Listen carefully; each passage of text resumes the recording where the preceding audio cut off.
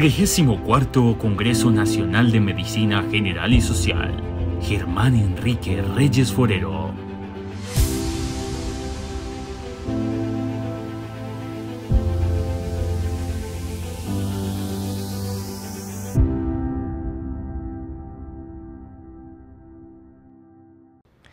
Medellín, lunes 21 de noviembre del 2022.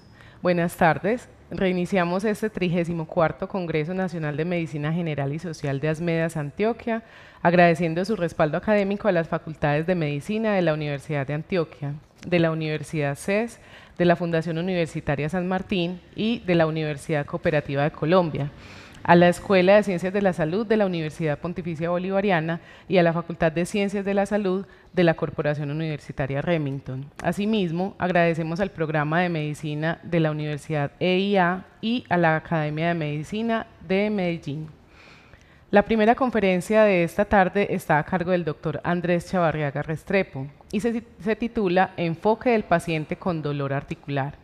El doctor Chavarriaga Restrepo es médico egresado de la Universidad CES, especialista en medicina interna y en reumatología de la Universidad Pontificia Bolivariana, profesor de la Universidad CES y de la Universidad Pontificia Bolivariana.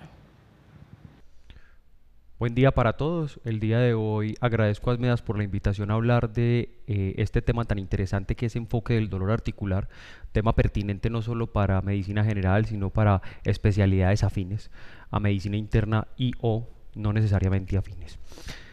Les traigo esta primera diapositiva porque creo que el enfoque del dolor articular está en los detalles y probablemente sean los detalles los que nos den el diagnóstico. Les voy a dar unos objetivos y es que quiero hacer un enfoque o un abordaje del dolor articular y sobre todo hacer énfasis o hincapié en lo que considero pertinente en cuanto al laboratorio en reumatología. Voy a hacerles un abordaje basado en preguntas. Estas son las preguntas que les muestro en pantalla, las cuales pienso resolver. ¿Qué es artritis? Si es poli o oligoarticular, si es articular o periarticular, el número de articulaciones y el tiempo de evolución.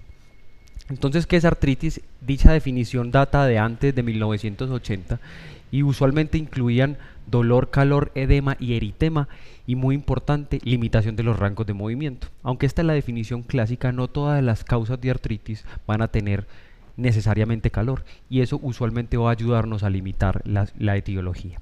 Es muy importante diferenciar, además de que sea artritis, que es periartritis, porque existen un sinnúmero de causas que nos pueden simular dolor articular, pero que realmente lo que nos está doliendo es tejido adyacente o supraadyacente a la articulación, como son bursas, tendones, huesos, ligamentos e incluso tejidos blandos, la bien conocida fibromialgia, o simplemente un dolor referido, como cuando tenemos un miofacial y nos puede estar doliendo, por ejemplo, el hombro. Es muy importante entonces cuando abordamos el paciente que pensamos que tiene dolor articular, poliarticular, monooligo, que ya les voy a explicar con esta definición, tratar de entender si el dolor es inflamatorio o mecánico. A pesar de que esta definición es estricta en la literatura, en la vida real a veces no es tan simple hacer la diferenciación entre dolor mecánico y dolor articular, pero existen algunos elementos que nos han mostrado a través del tiempo que nos pueden ayudar en dicha diferenciación, como son la rigidez. Aunque el dolor mecánico puede producir rigidez, la rigidez es de corta duración, usualmente 5, 10, a lo sumo 15 minutos, mientras que el dolor inflamatorio debería tener una rigidez que debería ser mayor a 30 minutos, lo cual le da sensibilidad, y mayor a 1 hora, lo cual le da especificidad. El tema del ejercicio es importante porque usualmente el dolor mecánico está empeorado durante la actividad. Preguntarle al paciente si al subir y bajar escaleras el dolor en las rodillas, por ejemplo, empeora, puede ayudarnos, o si mejora con el ejercicio, sobre todo cuando nos enfrentamos al dolor lumbar. En cuanto al reposo, usualmente mejorará el dolor mecánico y empeorará o no mejorará más bien el dolor inflamatorio, y siempre lo más importante será la búsqueda activa de síntomas sistémicos. Los síntomas sistémicos son muy importantes porque usualmente están ausentes en aquellas enfermedades que producen dolor mecánico y pueden o no estar presentes en aquellas que producen dolor inflamatorio. La definición de rigidez no solo es difícil desde el punto de vista semántico, sino que preguntarle al paciente en ocasiones es difícil hacernos entender sobre cómo deberíamos preguntar la rigidez. Es importante, sobre todo, no solo el hecho de que esté presente, sino su duración, porque como bien les mencionaba y como bien probablemente les ha tocado, el dolor mecánico produce rigidez, inicialmente descrita como gelación en las caderas, que es simplemente aquel dolor o aquella rigidez que se presenta luego de llevar un periodo de tiempo en reposo y que dura corto tiempo, usualmente 5, 10 o 15 minutos.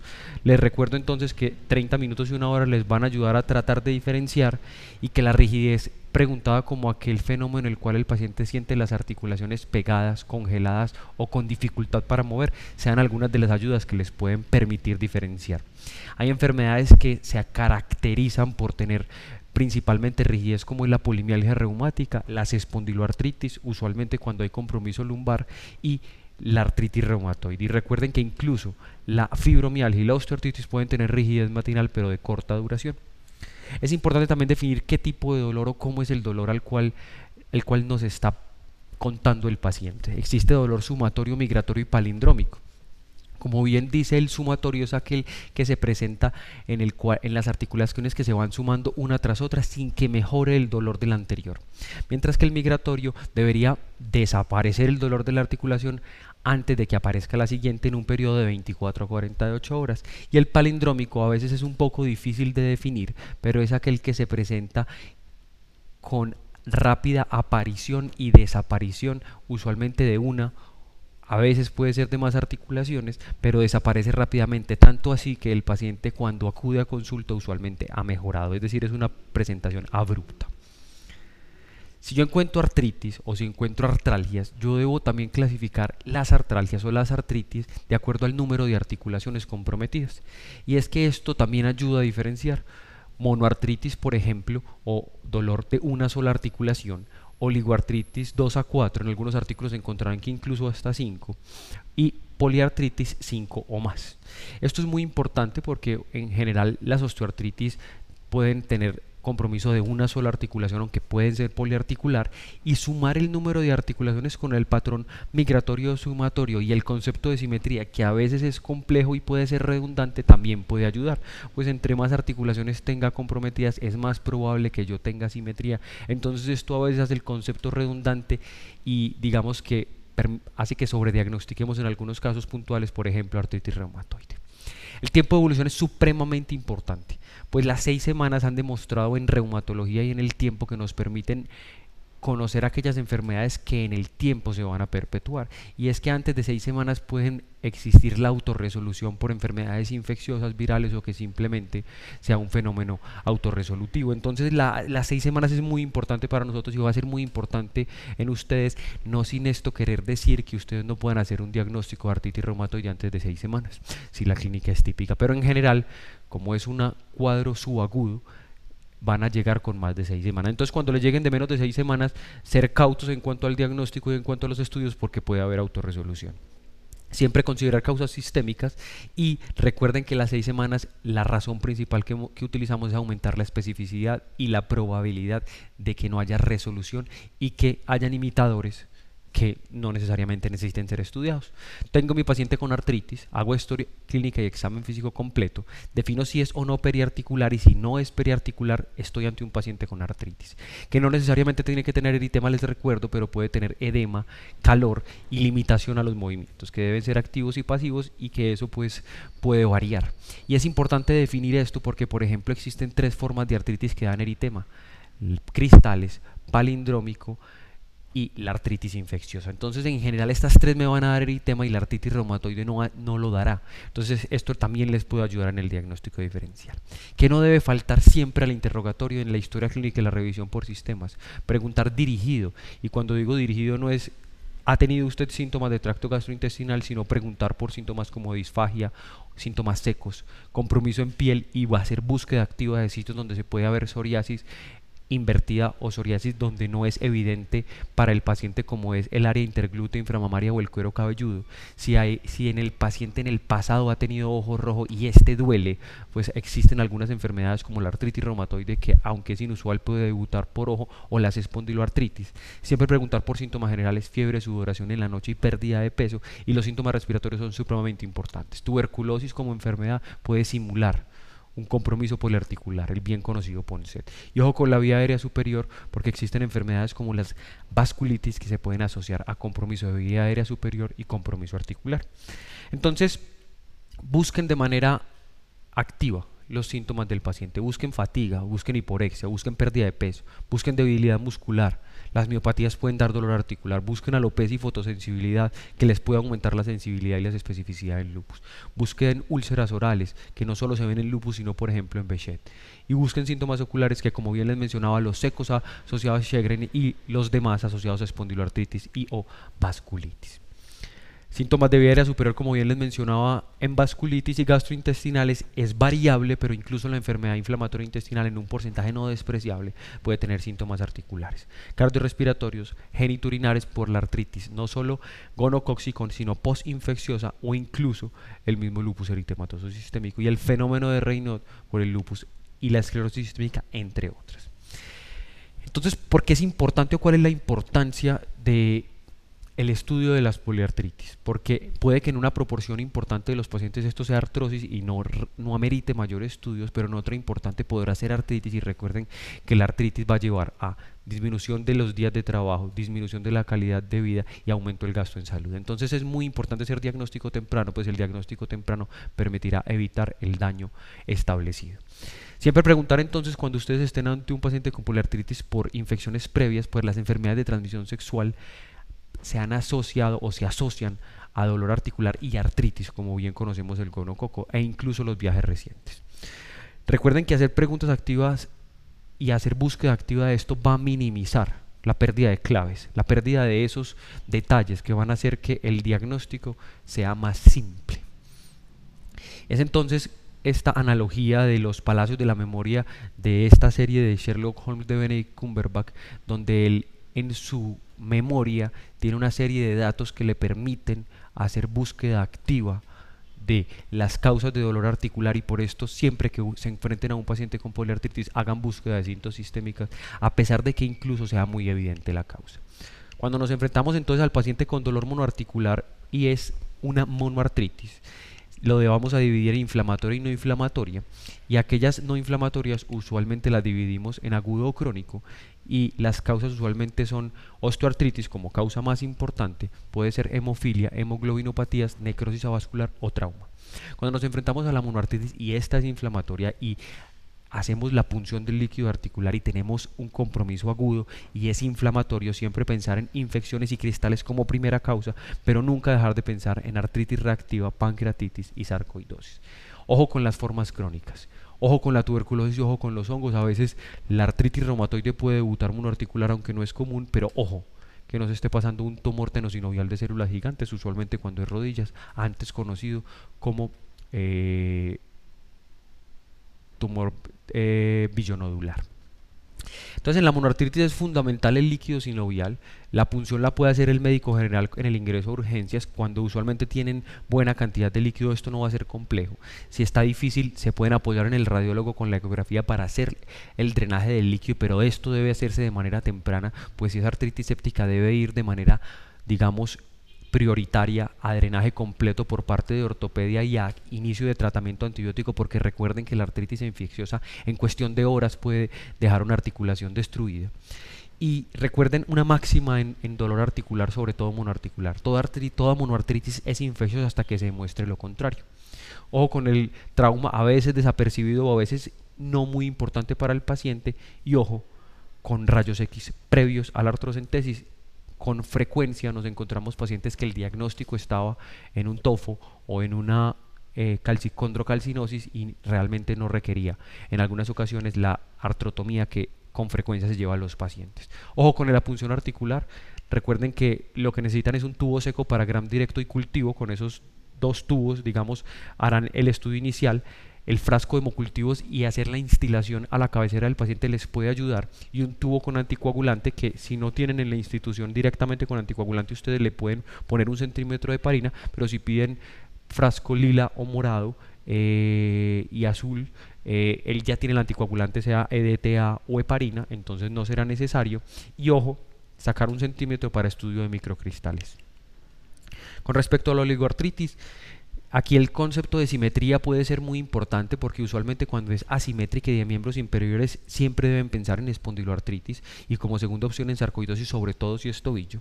Ojo si es oligoartritis y migra y tiene compromiso en piel, lo que conocemos como artritis, dermatitis, y pensar en gonococo es lo más importante en este escenario. Y ojo con el compromiso en artritis en tobillos y que sea bilateral y que tenga mucha periartritis, pensar en sarcoidosis, sobre todo si eso ya compromiso pulmonar y adenopatías mediastinales.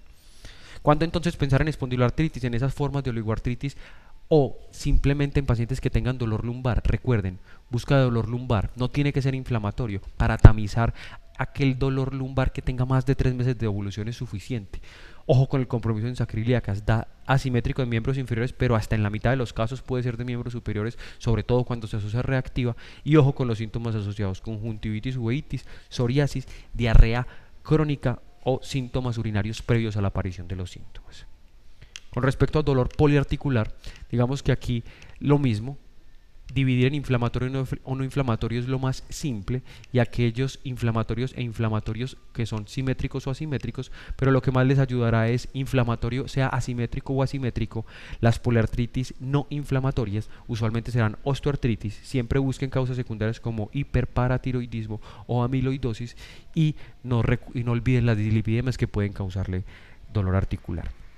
Ahora, con respecto al dolor poliarticular, divídanlo en inflamatorio simétrico o asimétrico, y usualmente asimétrico con compromiso de la columna, pensar en las espóndilo como espectro de enfermedad, que cada una de ellas tiene sus particularidades, pero tenerla en mente. Y si es simétrico y una duración de más de 6 semanas, lupus, artritis, miopatías inflamatorias pueden ser la causa. Si es menor a 6 semanas, ojo con la sarcoidosis, ojo con las hepatitis virales, ojo con la artritis reumatoide de inicio tardío, que puede ser de inicio abrupto, pero ojo con las infecciones virales, VIH, hepatitis B, hepatitis C, y con la sífilis, que pueden ser causa de esto. Les voy a hacer una división simple entre osteoartritis y artritis reumatoide. A veces no es tan simple, pero digamos que si ustedes tienen monoarticular, piensen primero si es sobre todo mecánico. Si es oligoarticular asimétrica, piensen si es mecánico. Si es poliarticular, piensen si es mecánico, pero ojo, casi siempre el dolor es insidioso y el paciente les dice que el dolor viene de años. Esa es una máxima que les puede ayudar. Siempre va a ser progresiva. Busquen la proliferación ósea o la deformidad, que usualmente está en interfalángicas distales y proximales o en la primera metacarpofalángica, y ojo con los cristales. Ustedes pueden tener osteoartritis secundaria, enfermedad por depósito de pirofosfato, y ser una causa de osteoartritis secundaria, pero el dolor usualmente va a ser mecánico. A veces no es tan fácil de diferenciar, pero digamos que les puede ayudar. Y como ven en pantalla, buscar los sitios de compromiso donde está el compromiso de interfalángica distal y proximal o de risartrosis les va a ayudar bastante. Y ojo con el sitio de la primera metatarsofalángica, que ahí puede ser un sitio frecuente. Cuando es artritis reumatoide, recuerden sitios muy importantes en artritis reumatoide: codo y la articulación maxilofacial, la ATM, perdón. Y ojo con el dolor, que el carpo es el sitio más importante en artritis reumatoide. Pero recuerden tener en cuenta que los sitios de compromiso son interfalángicas proximales, distales, inusualmente se compromete, y las series hablan del 5% o menos, y algunos creemos que incluso sería raro y probablemente haya superposición, pero lo más importante sería carpo e interfalángicas proximales con metacarpo. Usualmente es poliarticular, pequeñas y grandes, es simétrico de más de 6 semanas y da rigidez matinal. Pero ojo, existen formas de inicio oligoarticular y existen formas de inicio monoarticular. ¿Qué pedir y qué no pedir? Era uno de los objetivos de la charla. Los AELOS probablemente no ayuden. El ácido úrico sin contexto clínico probablemente no ayude. El factor reumatoide sin contexto clínico no va a ayudar. Es decir, si el dolor no es inflamatorio, si usted no encuentra artritis al examen clínico, probablemente existan artritis reumatoide que diagnostiquemos muy tempranas, pero puede ser un falso positivo y necesariamente no va a ser artritis reumatoide. Y ojo con los anticuerpos antinucleares. En el enfoque del dolor articular probablemente sea uno de los últimos estudios que los reumatólogos ordenemos. Con respecto a los demás estudios, es más importante en el abordaje inicial, y siempre lo insisto cuando doy este seminario o cuando participo en actividades con respecto a este tema, y es que para el reumatólogo, el paciente que llega a consulta con dolor articular, para nosotros es más importante tener presencia, tener un buen hemograma para interpretar, tener sedimentación y una PCR, tener un análisis, creatinina, transaminasas y un perfil infeccioso, que el paciente me llegue con factor reumatoide, anti-CCP o ANAS y que no me llegue con lo demás. Yo puedo iniciar tratamientos si veo artritis en ausencia de los autoanticuerpos, pero no en ausencia de muchos de estos exámenes. Una creatinina para saber si puedo arrancar el metotrexato de un hemograma. ¿Qué pedir? Guíenlo por sospecha clínica en poliarticular y simétrico e inflamatorio, FR y anti-CCP. Ojo, si es migratorio asociado a piel, pensar en gonococo, entonces hacer cultivo de uretra, hacer cultivo de recto, hacer PCR múltiple en orina les puede ayudar, y hacer agar chocolate en el drenaje del líquido articular. Si es palindrómico, FR y anti-CCP, es decir, si el compromiso va y viene rápidamente y el paciente les muestra fotos de eritema y edema de la articulación, piensen en palindrómico, que puede ser una forma fusta de artritis reumatoide. Si es oblicuo y de miembros inferiores, si es tobillos, pensar en sarcoidosis, y si es rodillas, pensar en espondiloartritis, y ahí el HLA-B27 puede ser de utilidad. ¿Cuándo solicitar imágenes? Se solicita la imagen del sitio que duele. En reumatología, a diferencia de ortopedia, utilizamos radiografías comparativas, porque esta nos ayuda a conocer cómo está la articulación contralateral y saber si realmente hay cambios o no. Entonces, sitio de dolor y comparativa, guiado por sospecha clínica. Si es artritis reumatoide de manos y pies, puede ser la radiografía inicial. Siempre pedir AP, OPA y oblicua. La lateral no sirve en artritis reumatoide porque no nos permite ver metacarpofalángicas, que es muy importante para nosotros. Y si es oligoarticular, también comprometida, y pueden ser rodillas o tobillos de acuerdo al sitio de sospecha y dolor. Les voy a dar unas perlas o unas máximas de dolor articular, y es cuando pensarían que son los detalles que en principio les decía que son más importantes para nosotros a la hora de enfocar el dolor articular. Nosotros debemos hacer búsqueda activa de estos síntomas porque probablemente nos va a ayudar a hacer el diagnóstico o incluso a descartar. Si tiene eritema en la articulación, como bien les decía, cristales, séptica y reumatismo palindrómico, aquí solo les incluí gota, pero piensen en enfermedad por pirofosfato como una forma de cristales. Si tiene compromiso ocular, piensen en reactiva, psoriasis, espóndilo, sarco y vasculitis anca. Si migra, piensen en el palindrómico, vasculitis anca y gonococo. Y si tiene compromiso en piel, de acuerdo al compromiso piel, pero recuerden siempre les, gonococo y psoriasis. Ojo con el tracto gastrointestinal, a veces lo pasamos por alto, a veces es colon irritable, pero si tiene una artritis franca, amerita ser estudiado. Siempre pensar en enfermedad inflamatoria intestinal y artritis asociada a enfermedad inflamatoria intestinal. Pensar en espóndilo, que a veces no tienen la enfermedad inflamatoria intestinal de forma clara, pero hasta el 40 o 50% tiene tener una forma subclínico microscópica. Ojo con el Whipple, ya tenemos reportes de caso en Colombia, y ojo con la enfermedad de Behçet. Estas son las perlas finales donde trato de hacerles un resumen de lo que, digamos, les puede ayudar en cuanto a qué articulación se compromete, grande o pequeña, qué enfermedad se asocia y qué sitio de la columna. Entonces, grandes, siempre piensen en rodillas y tobillos, que puede ser en artritis reumatoide, pero ojo con lo que les decía de espóndilo y sarcoidosis. Usualmente osteoartritis da caderas y rodillas, no tanto tobillos. Psoriasis les puede dar rodillas y tobillos, y gota, ojo con rodillas y tobillos. Pequeñas, pensar entonces en artritis reumatoide metacarpofalángica, interfalángica proximal, metatarsofalágica y carpo, y ojo en osteoartritis distal y proximal, las interfalángicas. Si usted tiene compromiso de metacarpofalángica o del carpo, debe buscar, si sospecha es muy alta de osteoartritis, causas secundarias como enfermedad por depósito de pirofosfato o hemocromatosis. Ojo con el compromiso de la interfalángica distal en psoriasis, que es una de las diagnósticos diferenciales más importantes en osteoartritis, y ojo con la metatarsofalágica primera en gota. Columna, AR cervical, osteoartritis cervical y lumbosacro raro torácico, psoriasis, compromiso de sacroiliacas, pero puede haber compromiso parchado sin compromiso de sacroiliacas, diferente a lo que ocurre en espondiloartritis, que usualmente arranca de abajo hacia arriba. Y ojo con gota y pseudogota con el compromiso cervical. Entonces, les dejo esta imagen final, donde lo que pretendo es que recuerden que el diagnóstico y la sospecha clínica está en los detalles, y que probablemente ahí sea donde esté el diagnóstico final del paciente con dolor articular. Feliz día y muchísimas gracias.